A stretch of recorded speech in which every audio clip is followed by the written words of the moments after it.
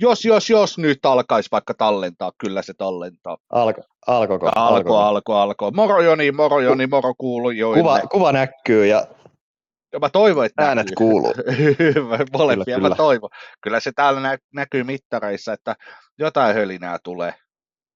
No niin, ei se mitään järkevää hölinää voi ollakaan, kun me ollaan asialla. Mutta... No se on. No mitä äijälle? Ei, tässä just rantaudun taas duunista kotosalle ja ollut aika itsellä silleen leebeni päivä, mutta sulla vissiin vähän muuta. Joo, oli vähän semmoinen tosi action päivä ja no huomiselle jää aika paljon töitä, mutta tehdään ne huomenna sitten. Ei se auta. Ja se on ja anteeksi, mun mielestä kun työt loppuu, niin työt loppuu. Et mä lopetan työt aina just silloin, kun pitää. Joo. Jos ei ole muuta, ja vähän mä en saa jotain ekstraa, valitettavasti.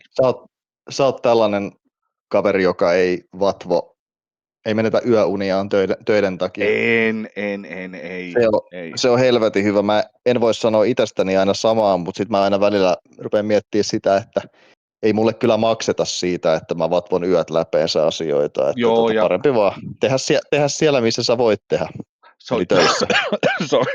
Se on just näin, koska ihan turhan päivästä, että A, ei makseta, B, ei ne siitä paremmaksi muutu sillä hetkellä, vaikka sä paljon niitä vatvot.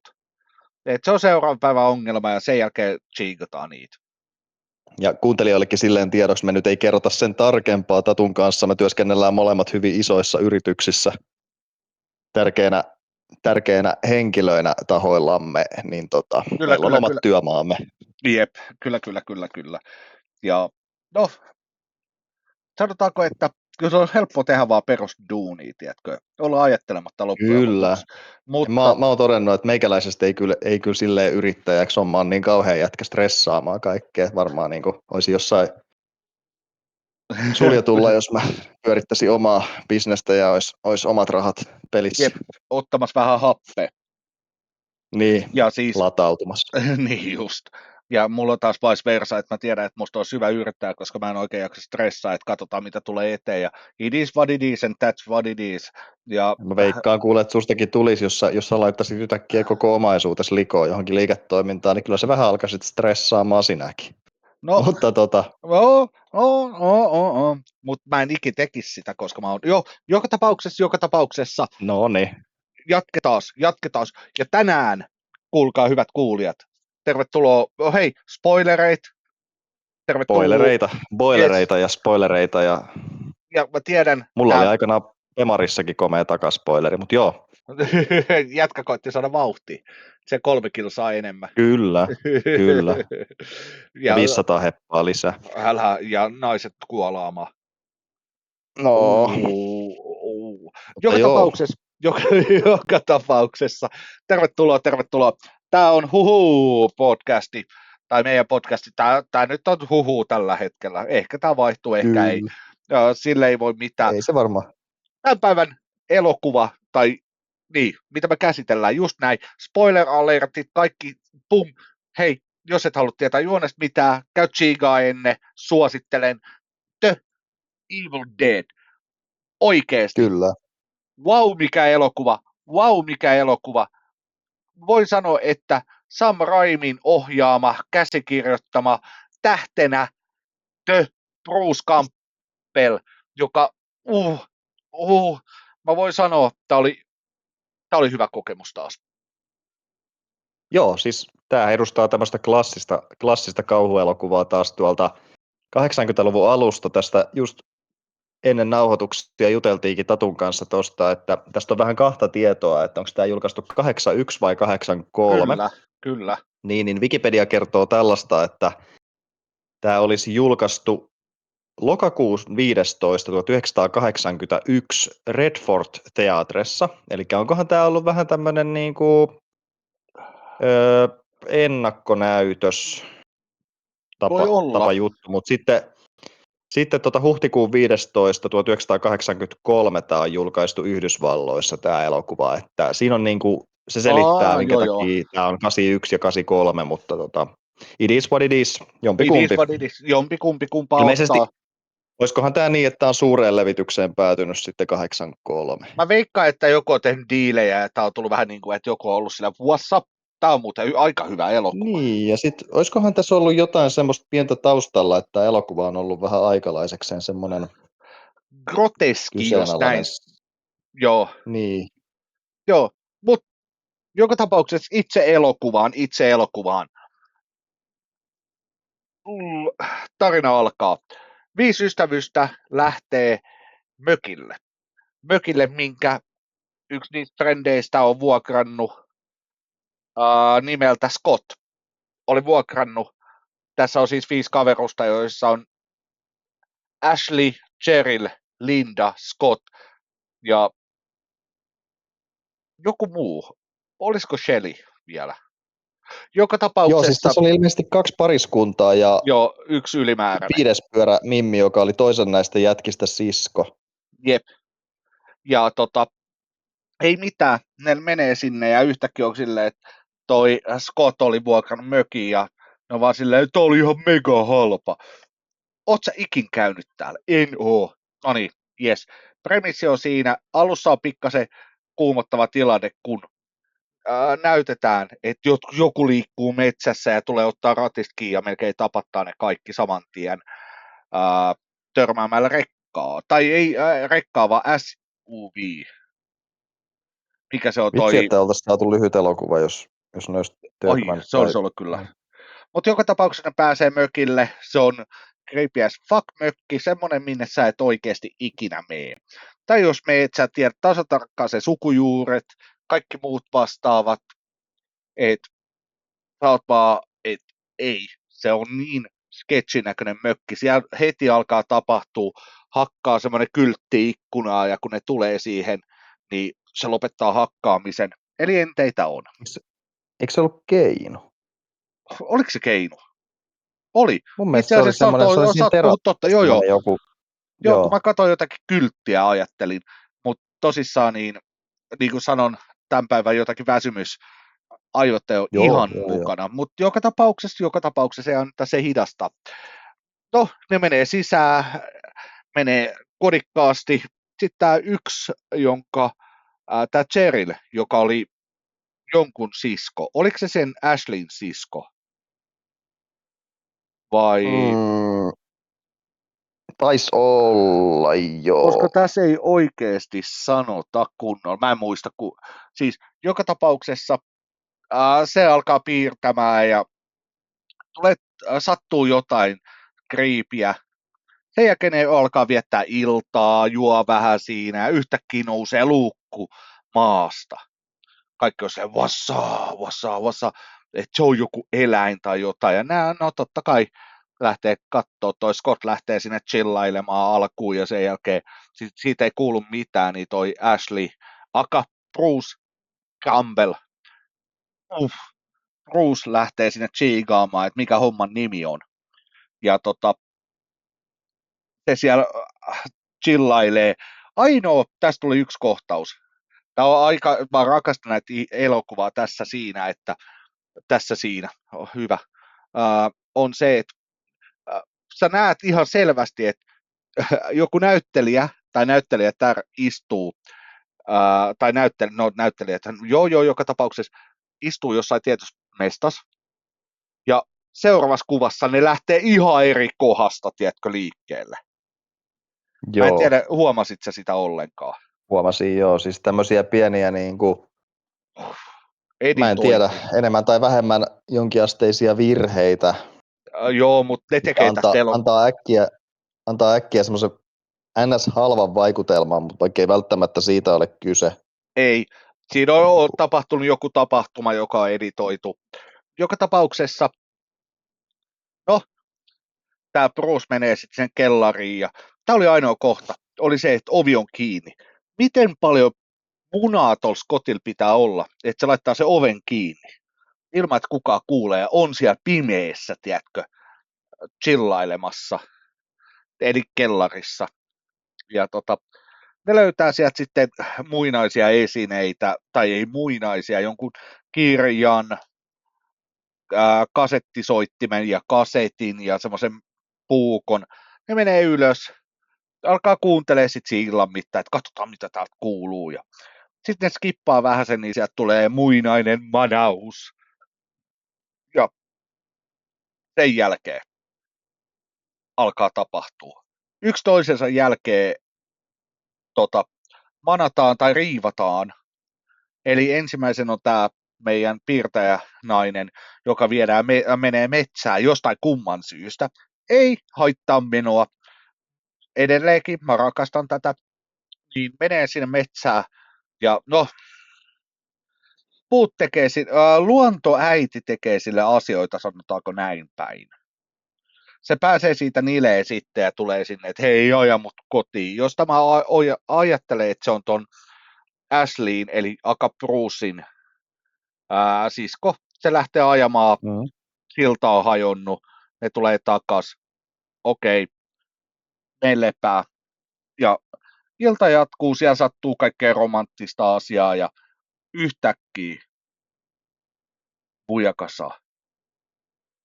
Se on riivattu se nainen, se on siinä, on niiden olo eteisessä ja lentelee ja nämä kaikki on silleen, mitä tapahtuu. Ja tämä oli oikeastaan se, juoni oli oikeastaan tässä loppujen lopuksi on se, että yksi kerrallaan siihen sattuu kaikkea ihan törkeen kriipiä, pahaa, muun muassa vedetään kynällä tonne nilkkaa ja vähän heilutellaan, tiedätkö, silleen nami. Ja jokainen pikkuhiljaa, tähän mä en löytänyt mitään logiikkaa. Mä oletin, että tässä on vähän niin kuin zombimeininki. Mutta Brucelle kävi sama, että siihen se otti osumaan. Jokainen pikkuhiljaa otetaan valtaan. Ja niin siis demoniset tämmöiset riivaukset. Kyllä, ja minkä mä unohdin, tää on, niin kuin mä sanon, Joni, tää on niin hyvä, kun mä alan selittää, ja mä muistan, että okei, tässä oli backup story, joka itse asiassa tarina on, että joku mies menee vaimonsa kanssa tonne tutkimaan näitä asioita, joka teki tämän loitsunkin alun alkaen, puhui siihen kasetille, ja se on vaan silleen, että okei, asioita tapahtuu, että tässä on lore koko ajan. No, kaikkea tapahtuu siinä, yksi toisen jälkeen toinen tippuu, ne heittää yhden sinne, sen sisko heittää sen klitsuun ja lukitsee sen ja se siellä, siis apua, tämä oli hyvä elokuva. Tämä oli niin taas kerran tämä oli simppeli elokuva loppujen lopuksi. Okei, ne menee, kyllä. Asioita tapahtuu, Bruce on viimeinen, se on siellä silleen tässä oli oikein vähän jopa tunteita mukana, tai semmoista ihmissuhteita, että okei, hei, sä oot mun bro, okei joo, yksi palaa siellä, ja Bruce heittää loppujen lopuksi se kirjan, missä oli tää paikka, niin koko juttu heittää, se tulee, mutta se ei lopu tähän, aamu sarastaa, ja sieltä tulee, osa 2, siis, tää elokuva, tässä on niin paljon actionia koko ajan. Vähän semmoista painostavaa, loistavaa 80-luvun kuvausta. Mä en tiedä, mitä mä voisin kehua tätä elokuvaa enempää. Muuten kuin, että kattokaa. Älkää kuunnelko meitä, vaan kattokaa. Mutta kuunnelkaa meitä, joo, se on ihan jees. Kyllä. Siis todella kattomisen arvoinen elokuva. Mun mielestä juonikuvio muistutti jonkun paljon, tai musta tuntuu, että semmoinen elokuva The Cabin in the Woods seuraa vähän tämmöistä samanlaista juonikulkua. Mutta se on sitten luonnollisesti ottanut niinku tästä elokuvasta vaikutteet, koska tämä on paljon vanhempi elokuva. Joo. Ja siis tosiaan aika hyvin ton juonikuvauksen tuossa sanoit, että tämä on siihen asti, kun ikään kuin ne riivaukset alkaa, koska sen jälkeen se on semmoista höttöä, että yksi sun toinen niistä on yhtäkkiä riivattu ja liivalaaba, joku pilkotaan osiin ja kyllä. Tälleen. Ja sitten se loppu vähän silleen, niin kuin loppu jäi mua vähän silleen, että sitten tavallaan siinä vaiheessa, kun se heitti se päähenkilö, eli tämä Ash, niin heitti sen sen kirjan sinne tulee, niin sitten tavallaan se, miten ne hajos ne niin kuin entiteetit tai ne demoniset ihmishahmot, niin se oli vähän semmoinen, ehkä semmoinen, siitä näkyy semmoinen niin kuin sen ajan tekniikka. Kyllä. Ja kuten se ei ollut semmoista enää, se ei ollut kauhean luontevan näköistä silleen, mutta niin kuin muuten ihan niin kuin oikeasti niin kuin aikalaisekseen tosi kova. Oli, ja siis erikoistehosteet puuttu, niin kuin sanoitkin, mutta kaikki tunnelma, kaikki oli tosi hyvä, jopa jokainen entiteetti, niin kuin sanoit hienosti, niin miten mä tämän jotenkin muotoilin, ne oli omia, tiedätkö, hahmoja joka tapauksessa, vaikka ne oli riivattu, niin ne oli omia hahmoja, niillä oli erilainen semmoinen sekopäisyys. Niin kuin Joo, ne tiedät, oli eri demonit kaikki. joo, ja se oli todella hyvin tuotu esille. Todella hyvin. Joo. Kokonaisuudessaan se kriipeys tuossa elokuvassa, ja niin kuin huomaa, että mä oon sen nopeampi selittää näitä, varsinkin tänään, koska mun aivot ei toimi, mutta joka tapauksessa tämä oli niin, siis tämä on yksi mun mielestä kulttiklassikko helposti. Samanlainen, missä on hohto omassa kategoriassaan, niin on tämäkin. Kaikki ne pelotteet, se hitaus, se 80-luvun kuvaus, se raffifilmi, kun sä näet, kun ne ajaa siinä alussakin autolla sinne mökille, ei sitä ei ole yhtään siroteltu. Se kun ajattelee vaan sinne ja kuvataan, tuntuu, että se on vaan, että hei, joku ajaa tuon auton nyt tonne noin, ja ne on ostanut jonkun tontin tai vuokrannut sen, tiedätkö, Joo, mökin. siis tässä on sitä, mikä on mun mielestä tosi hyvä, ja useimmissa kauhuelokuvissa edelleenkin on, ja ollut käytössä se, että se rakennetaan se tilanne siihen, eikä se vaan aloiteta suoraan sieltä niin kuin syvästä päädystä. Kyllä. Koska sitten sä kerkeet vähän katsoa, että okei, tossa on nyt tommonen kaveri, ja tossa on tollanen tapaus, ja tosta äijästä meikä dikkaa, toi ihan kuin minä, ja niin kuin sä kerkeet vähän niin kuin luomaan semmoista henkilökohtaista suhdetta niihin hahmoihin. Kyllä, ja tässä oli tosi paljon itse asiassa siitä yllättävän nopealla temmolle, että miten ne rakensi ne, kenestä voit tykätä, ketä mikä kukakin on, ja sitten kun alkaa tapahtua, koska tapahtuu, tämä on kumminkin, oliko tämä vajaa 1,5 tunnin elokuva, niin yllättävän nopeasti. Mä katson täältä tämän elokuvan niin kuin teknisiä tietoja, niin budjettihan tässä on ollut vain $375,000. Se on oikeasti ollut itse asiassa siihen maailman aikaan yllättävän iso summa. Se on varmaan ollut, joo. Ja sitten box officesta on tienannut 29,4 miljoonaa. No niin, joo, no niin. Omat saanut takaisin. Sijoitus on oikeasti onnistunut ja tosissaan tässä on... Mä väitän, että näyttelijät on tästä ihan hyvän tilipussin saanut kanssa. Joo, ja siis mä voin sanoa, herra, tää on yksi mun suosikkinäyttelijöistä ikinä, Bruce Campbell. Wow, mä siis rakastan tätä elokuvaa jo sen siis jokainen näistä on tavallaan hyviä, mutta tavallaan vähän huonoja näyttelijöitä. Paitsi Bruce. Mulla tuli, se oli niin hyvä. Siitä tulee vähän sama kuin toi Friendeissa on toi Matt LeBlanc, eli Joey Tribbiani. Semmoinen tietynlainen karisma. Mä rakastin tää elokuva. Sano vaan. Ilmeisesti tämä Ash Williams, eli tämä Bruce Campbellin hahmo, niin esiintyy myös tämän The Evil Deadin muissakin osissa. Kyllä, se näyttelee vaikka ja missä, jokaisessa missä on Evil Dead. Myös se näyttelee, täällä on niin kuin yllättävän paljon, mitä se on näytellyt. Ootapas, mulla oli tuolla, mä näin. Hitto, tää on ollut liikaa. Tiedätkö, kun joku on silleen, että sä oot ollut sivutähtenä täällä, sä oot vaan hengailut täällä, sä oot tehnyt vähän sitä sun tätä elämässä aikana. Niin tää Kämppeli on samalla lailla. Se on olettanut 72 ollut ensimmäinen sen elokuva. Joo, ja tää on ilmeisesti, mitä mä nopeasti täältä katselen, niin tää Sam Raimi on ollut jollain tavalla mukana aika monissa elokuvissa, missä tää Campbellkin on ollut. Elikkä kuuluu ilmeisesti niin kuin tämän Raimin tämmöisiin luottonäyttelijöihin. Joo, ja mä veikkaan, että tässä on just se, että toisella, että ne vaan tulee hyvin toimeen, niillä on just oikeanlainen viba, molemmat ymmärtää toisiaan, mutta mä just koitan katsoa täältä, koska mulla on muutama elokuva, mitä mä tiedän. Onko tää näytellyt Pimeyden armeija. Ai, Tämä näytely jossain Herkules-elokuvassakin, mutta tämä ei ole ollut pääosassa siinä. joo. Siis kun tää on tämmösiä, mitä mä sanon, tämmösiä just tän kauhuelokuvan genren. Vähän tämmösiä ei Hollywood-hittejä, niitä on siellä ollut oikeasti tosi paljon tekemisissä. Muun muassa Pimeyden armeija, aivan loistava elokuva. Mä tykkään. Täällä on niin paljon. Tiedätkö Joni, joka kerta kun mä lähden kattoo näitä elokuvalistoja niin näyttelijöillä ja sun muut, mä vaan silleen, joo, toi pitäisi katsoa ja toi pitäisi katsoa. Ja... Kyllä. Mutta,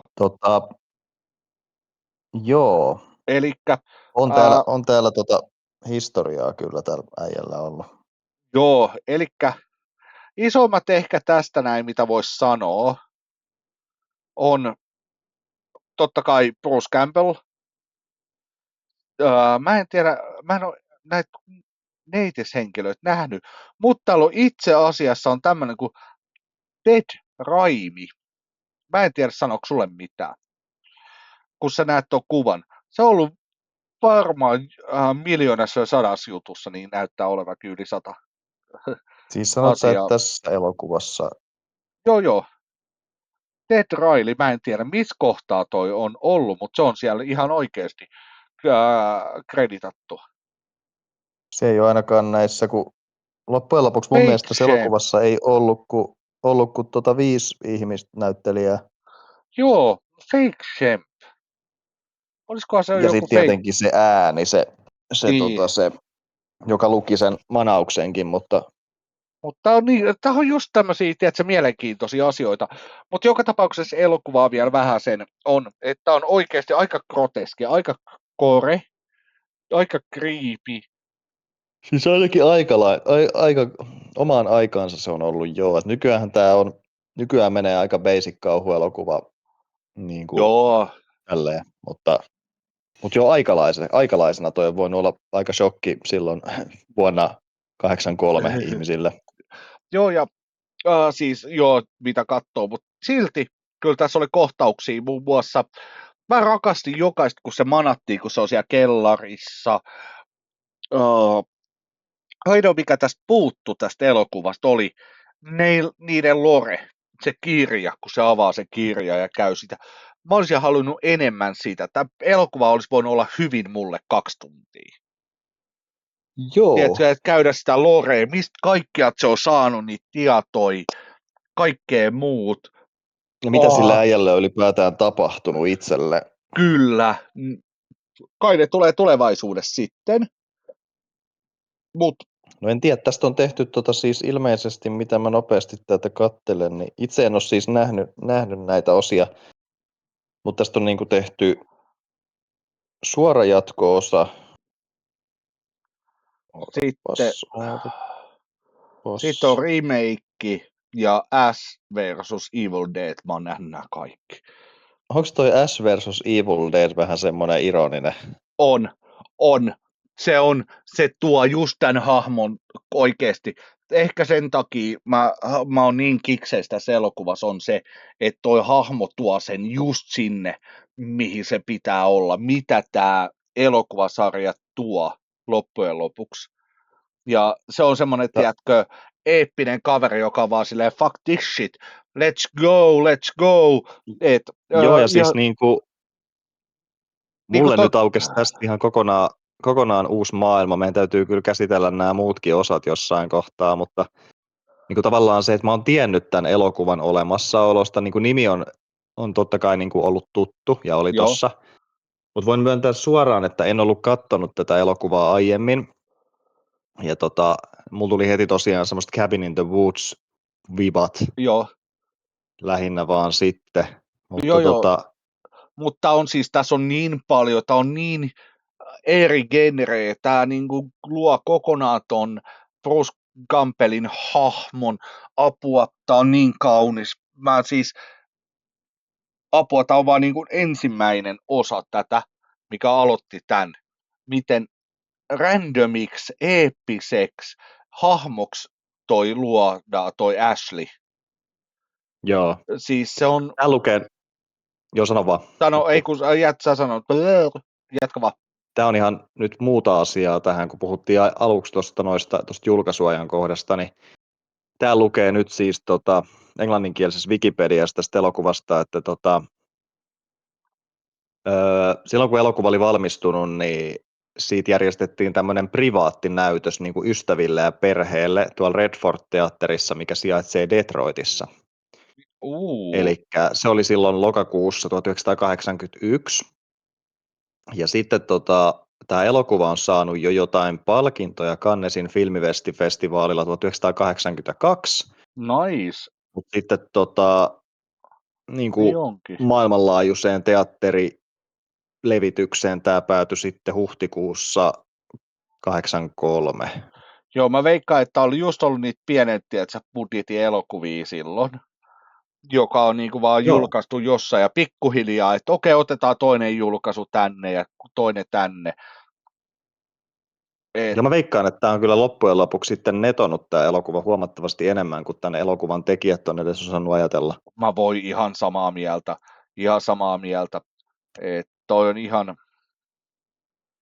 Mitä ja kun tosiaan Bruce Campbell ei ollut vielä tohon aikaan myöskään, vaikka hän nyt on heittämällä tästä niin kuin se tähti tästä näyttelijäkastista. Ei se ollut mitään. Se on myös sitten toinen miespääosa on Richard de Manincourt, ei sano mulle oikeastaan mitään. Sitten on Ellen Sandways, Betsy Baker ja Teresa Tilly, mutta nämäkään ei silleen sano mitään. Mutta Brucekin on ollut tohon aikaan vielä semmoinen aika nouseva stara vasta, että... On ihan selvästi, että oli sen hittielokuva, jos näin voi sanoa, että täällä on no joo, ei oikeastaan mitään, jotain shortseja sun muuta, joo, mitä tää on tehnyt. Tää oli niinku hänen Top Gun, jos viitataan vaikka Tom Cruiseen. Ootko huomannut muuten, että tää on itse asiassa IMDb:n kovimmalla rankilla oleva elokuva, mitä me ollaan tällä hetkellä katsottu. 7,4. Kaikki meidän muut on 6-6,8. Joo. Vaatisiko tämä sitten sen, että mekin annettaisiin jostain elokuvasta joskus vähän enemmän kuin 7? No hei, mä annoin jo yhdestä. Ja voi sanoa, niin sä muuten annoitkin, joo. Voi sanoa, että nyt niin sano vaan. Musta tuntuu, että mä oon silti tylsä ja sanon tästäkin 7. Joo, mä ymmärrän. Mulle tää antaa, siis mä oon nyt ihan sama mitä. Mä laitan tän 10. 10, ihan insta-10. Tässä oli kaikkea, mitä mä halusin. Tää kuvaustyyli, juoni, hahmojen rakenne. Mä ymmärrän jokaisen hahmon, mutta mä en ole liian kiintynyt. Kauhu oli täydellistä, siellä on juoni. Okei, tää olisi ehkä, 10 miinus, koska muutama, niin kuin, että oltaisiin voitu tiettyjä asioita tehdä, mutta on täydellisesti, tämä on sitä, mitä mä rakastan katsoa parhaimmillaan. Tässä oli NS hyvä vielä loppu, vaikka se loppu oli mitä se oli, mutta me nähtiin aamun koitto, ja tämä oli, ja siis Bruce Campbell, ei ihan oikeasti, tämä oli ihan, tämä mun mielestä mestariteos, mitä on tehty. Okei, siis, joo. Tämä on niin kuin vaikea selittää, muuten kuin, että mä tykkäsin joka osa-alueesta tästä. Tämä oli oikea elokuva, oikeaan aikaan tehty, oikeille tehosteilla, ja mä oon elänyt oikeaan aikaan ymmärtääkseni nämä kaikki. Tämä meni niin kuin ihan, tämä on mulle ainoa 10 tällä hetkellä, mitä on tullut. Ja mä rakastan tätä elokuvaa. Mä voin katsoa tämän, todennäköisesti katokin uudestaan vielä tänään. Meinaat? Meidän, koska tässä oli niinku jotain juttuja ehkä, mitä mä en huomannut. Mä tiedän, ettei niitä tullut. Mä haluaisin sitä storylinea niin paljon enemmän niiden pariskunnan, jotka oli siellä. Mä haluaisin sitä niin paljon enemmän. Ja se mua ärsyttää, että miksi mä annoin tälle 10 on se, että se haluaa mut oikeasti kertokaa mulle enemmän. Mutta jos negatiivisia sanotaan, kukaan ei ollut yllättävän hyviä näyttelijöitä, kaikki, Bruce Campbell loistava, negatiivisuuksia on pieniä juonikohtauksia tai kamerakuvauksia, että joku yhtäkkiä menee jostakin jotain, huomaa, että sitä on leikelty. Onkohan tästä ikin tehty director's cuttia, semmoista, että nähdään oikeasti, mitä se, että oliko tämä niin mega paha. Tässä oli siis, niin kuin mä sanon, tässä oli mulle joka ikisestä kauhuskenestä niin jotain. Joo, no mutta se on just paras tässä niin kuin tavallaan se, että niin kuin me päästään tämmöisiä käsittelemään tämmöisiä itsellemme tuttuja ja rakkaita elokuvia ja sitten päästään tutustumaan täysin uusiin. Että tässä on esimerkiksi nyt ollut niin, että tämä on selkeästi ollut sulla, sä oot nähnyt tämän elokuvan varmasti joskus niin kuin jo kauan sitten ekan kerran. Joo. Ja mulle tämä oli taas ihan uusi tuttavuus. Että Kyllä. Ja näitä mä koitan itse henkilökohtaisesti hakea on semmoisia elokuvia, mitkä on hyviä, mitkä on oikeasti hyviä mun mielestä, mitkä on tuonut mulle tietyn fiiliksen, mutta Kyllä. voin sanoa ihan suoraan, että osa elokuvista mä jätän ihan täysin, että mä en halua ikinä nähdä enää niitä uudestaan, ja se ongelma ei ole se, että ne on hyviä elokuvia, vaan ne on ihan täysin susipaskoja. Kyllähän niitä on, mutta ne on sitten oman aikansa juttu. Joo, niin en mä tiedä. No mitä äijällä muuten tästä elokuvasta? Se on sun, No siis, mikki on vapaa, sana on vapaa. joo, tosiaan niin siis mun mielestä tämä on semmoinen niin kuin hyvä aikalaisensa keskitason puurtaja silleen, että en mä nyt tiedä, että tykkäsinkö mä tästä esimerkiksi yhtään enemmän kuin siitä The House by the Cemeterystä, koska sitä mä tavallaan mietin tätä kattoessa jonkun verran näistä nyt jo meidän käsittelemistä elokuvista, kun aikakausi on about sama ja tälleen. Okei, kyllä siinä näkyy se, että toinen on italialaista ohjausta ja toinen on sitten amerikkalaista ohjausta. Jep. Ja näin päin pois. Mutta tosiaan, niin kyllä mä tykkäsin tunnelmasta. Oli semmoista niin kuin nimenomaan klassista kauhua, mistä tykkään. Ja tässä on kokeiltu varmasti aikakaudelleen uusia asioita. Tämä on tullut kuitenkin ennen. Ootas, mun täytyy katsoa. Et kun mulla tuli ensimmäisenä mieleen noista riivauksista, niin mulla tuli Manaaja, eli Exorcist mieleen, mutta ne on itse asiassa vanhempia elokuvia näköjään, Joo, 70-luvulta jo. joo. Munaaja, niin tuli vähän mieleen, kun katselin niitä demonisoituja ihmisiä. Oi saatana, toikin oli hyvä elokuva. Tai on. Ja tälleen, niin ei, kyllä mä tykkäsin. En mä nyt varmaan usko, että mä nyt ihan lähiaikoina uudestaan katselen, koska en muutenkaan katsele elokuvia silleen, pois lukee jotkut Harry Potterit, mitkä mä katson kertavuoteen läpi, koska on kasvanut niiden parissa ja näin päin pois, mutta se on kokonaan eri tarina. Mutta siis nämä on semmosia, että todella mielelläni katon, ei ollut ollenkaan hukkaa heitettyä aikaa.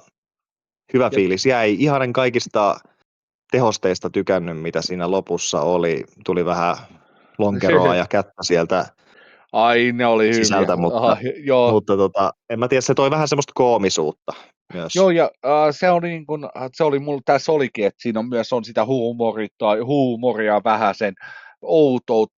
Niin, mä näen sun puolen, mutta mä näen myös mun puolen. Mä oon vaan silleen, that's the perfect. Mä en tiedä, mitä tässä tapahtuu. Let's go. Voisitko kuvitella, sanoit sä, että tästä elokuvasta on tehty niin kuin uudelleen filmatisointikin? On. Tästä on remake. Ootapas, katsotaas. Se on vuonna 2013 tullut, kuule. Okei. Mä oon mun täysin mielestä samalla juonella. Täysin samalla juonella, pienillä twisteillä. Ainoa, mikä mua ärsyttää, on, että tässä olisi saanut taas olla pääosissa Bruce Campbell. se kai on siellä Wikipedian mukaan, ei kun Wikipedian, kun IMDb:n mukaan, niin se on siellä. Ja näin mä muistinkin, mutta se on hyvä katsoa niin tämä elokuva oikeastaan niin kuin, uusin näyttelijöillä, sama tarina, uudet näyttelijät ja Joo, me 4K. voidaan käsitellä se remake joskus myöhemmin No. kanssa ihan omanaan sitten, mutta tosiaan niin... Mutta jos kiinnostaa katsoa, niin kato ihmeessä toi remakekin. Ihan sama, siis se on oikein, se on kattomisen arvoinen, se on omanlainen. Se on, Joo, se on sama elokuva, mutta HDMI-meiningillä, 4K. Tämä on mutta aika hauska. Tämä on lyöty K18 elokuvaksi, tämä Evil Dead. Joo. Ja kyllä tämä on ollut niin kuin aikalaistaan korea. On. Ja tämä menee outoon kategoriaan sen takia, mutta mä siis, niin kuin mä sanoin, tämä elokuva tuo mulle kaiken, mitä mä oon ansait, mistä mä tykkään. Niin. Mutta Joo. ei siinä. Tämä on omanlainen elokuva, omanlainen pelko, kaikkea mitä tästä sattuu. Oliko sinulla mitään kohtaus, mikä jäi sulle mieleen itse asiassa? No, ehkä päällimmäisenä se tappaus, kun se nainen meni sinne metsään ja sitten siellä tapahtui asioita. Joo. Niistä voi sitten jokainen katsoja tehdä omat tulkintansa, mitä siellä tarkalleen ottaen tapahtui, mutta se on ehkä jäänyt vähän silleen mieleen. Joo, se oli omanlainen kohtauksensa, joka, joo, niin kuin mä sanoin, että tässä on vähän niin kuin kaikille kaikkea elokuva, ja tämä ei ollut ehkä se, mitä mä halusin siinä, mutta joo, luontoäiti oli asia, joo, sama jäi mullekin mieleen. Myös Bruce Campbellin näyttely jäi mulle mieleen kaiken kaikkiaan, mutta... Joo, ja lopetus oli aika jopa kans koominen, että... Oli. Loppu tämmöiseen kirkaisu vähän cliffhangeri. Hitto se oli hyvä. Ai, saakeli. En sitten tiedä, että kun tämä on tehty kuitenkin ilmeisesti vähän niin kuin pienempään levitykseen alun alkaen tämä elokuva, että onko ne sitten suunnitellut, että ne tekee edes jatko-osaa tälle, koska jatko-osa on tullut sitten vasta monta vuotta myöhemmin. Vai olisiko ne vaan jättänyt sen sitten semmoiseksi humoristiseksi lopuksi, jos ne ei olisi tehnyt jatko-osaa? Mä veikkaan, että tämä oli vaan haki jotenkin jonkunnäköistä kliseistä, tiedätkö, kauhuelokuvan juttua. Ja mulle onnistui täysin siinä. Mutta mä en tiedä, onko toi ollut vielä vuonna 1983 klisee tommonen? En tiedä. Ei todennäköisesti. Täytyy ekan kerran sanoa, että en tiedä. Joo, sama juttu, että ei niinku mitään hajuukaan, että minne tuossa on menty. Kyllä. Mutta. Paljon meillä on nyt tätä jaksoa takana? Me ollaan ihan liikaa puhuttu nyt shaisee, 38 minuuttia kuule, 38 minuuttia. Joni, joo, ei me siis liikaa missään nimessä. Sanoit 7. Oliko näin? Joo, 7. Mä oon tylsä. Mulle legendaarinen elokuva 10. Tätä tulee tosi harvoin, kuulkaa sitten. Tää on niin kuin, mulla oli viimeksi 9 monesta eri syystä, mutta tää on 10 joka ikisestä syystä. Mutta joka tapauksessa, Joni, sanohan, mikä kärsimys, rakkaus me otetaan ensi viikolla? Joo, no mä lähdin hakemaan tätä, mä lähdin lähestymään tällä kertaa, vaikka mulla on niinku siis ideoita pussukassa niinku vaikka kuinka vielä. Mutta mä ajattelin, että mä haluan nyt helpolla tavalla kaivaa meille ton seuraava elokuva, ja mä menin plärään Netflixiä, ja kun se oli mulla tuossa hollilla, ja pistin sieltä genren hakuun, ja pysäytin sormen elokuvan kohdalla niin kuin sokkona. Ja sattui tämmöinen elokuva kuin No One Gets Out Alive, vuosimallia 2021, kesto tunti 27 minuuttia, ikäleima 16. En ole itse ainakaan nähnyt, en tiedä, ootko sä? Ei. Sen takia mä olin vähän kiinnostunut tästä. Joo, eli ensimmäistä kertaa tämän podcast-historian aikana me hypätään tällä kertaa molemmat elokuvan kimppuun, mitä kumpikaan ei ole nähnyt. Jep. Ja Eli tämä on ihan kiva kokemus. Jep. Varmaan sitten katsella pois. Se selvii sitten, mutta... Joo, ai. Mutta Netflixissä nyt ei tunnetusti ole mitään ihan tolkuttoman pahoja elokuvia otettu. Että Ei. Itse asiassa älä ikime anime kattoo. Siellä on outoja tapahtumia. Joskus kerron myöhemmin, mutta siellä on siis aika raskaitakin anime-sarjoja. Et se ei ole ihan aloittelijoille, ellei sä katso One Piecea, mutta muuten niin siellä on oikeasti välillä aika raffei ollut. Joo, mä voin kuvitella kyllä, mutta tosiaan tossa olisi No One Gets Out Alive, löytyy Netflixistä ainakin. Jep. Ja taitaa itse asiassa olla Netflixin oma elokuva. Olisiko näin? No onkohan se? Ehkä. Ja nyt kun letellaan, kas on tossa, ainakin Netflixissä siinä on, en mä löydä mitään, että se oli, ei pidä, nyt mä laitan tämän kiinni, sori Joni. Joo. Mä laitoin kiinni, koska mä aloin katsoa, niin mä näen selvästi, että lukee juonta ja sun muut. Okei. No. Ainakin siinä on Joo, ei mitään, mutta se olisi nyt sitten seuraavan podcastin käsittelyaihe tai jakson aihe. Ja pitemmittä puheitta, niin varmaan ruvetaan lopettelemaan sitten tätä. Kyllä. Pitkät puheethan tässä on jo ollut. Tämä on nyt ollut tämmöistä kahden väsyneen miehen hourailua tämä jakso. Joo, siis tämä oli story.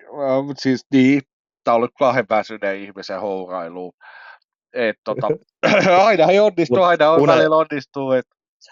Une ja Valveen Rajamailta huudeltu. Ja mitä mulla oli? Oota, anna heitä 2 sekuntia. Joka tapauksessa... Saat 3. Kiitos. Ai vittu. Tiedättekö, Joni on niin ihana ihminen. Joka tapauksessa tämä elokuva, hei, kaikille kuuntelijoille, jos näitä on, saa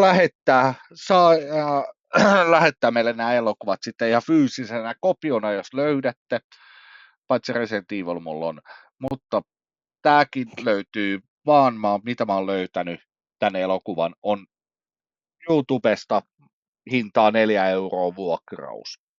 Joo.